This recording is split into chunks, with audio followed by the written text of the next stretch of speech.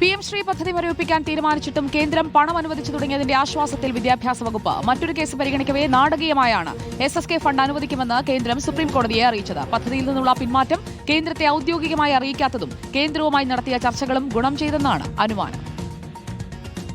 ഭിന്നശേഷി കുട്ടികളെ പഠിപ്പിക്കുന്ന സ്പെഷ്യൽ എഡ്യൂക്കേറ്റർമാരുടെ സ്ഥിര നിയമനവുമായി ബന്ധപ്പെട്ട കേസാണ് സുപ്രീംകോടതി പരിഗണിച്ചത്. സമഗ്ര ശിക്ഷാ പദ്ധതിയുടെ കീഴിൽ വരുന്നതാണിത്. എന്തുകൊണ്ട് നിയമനം നൽകുന്നില്ലെന്ന കോടതിയുടെ ചോദ്യത്തിന് ഉത്തരമായി കേന്ദ്രം ഫണ്ട് നൽകാത്തതിനാൽ പണമില്ലെന്ന മറുപടി കേരളം നൽകി.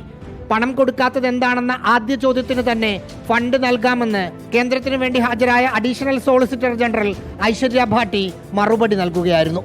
അനുമതി നൽകിയ 109 കോടിയിൽ 92.41 കോടി രൂപയാണ് ഇന്നലെ അനുവദിച്ചത്. ഇത് വിദ്യാഭ്യാസ അവകാശ നിയമപ്രകാരം കുഞ്ഞുങ്ങൾക്ക് അർഹതപ്പെട്ട റിക്കറിംഗ് ഫണ്ടാണ്. നിർമ്മാണ ആവശ്യങ്ങൾക്കായുള്ള നോൺ റിക്കറിംഗ് ഫണ്ട് 17 കോടി രൂപ ഇനിയും ലഭിക്കാനുണ്ട്. അത് ഈ ആഴ്ച തന്നെ ലഭിച്ചേക്കും. രാഷ്ട്രീയ നയതന്ത്രമാണ് 92.41 കോടി ഫണ്ട് കിട്ടിയതിന് പിന്നിലെന്നാണ് വിദ്യാഭ്യാസ വകുപ്പിന്റെ നിലപാട്.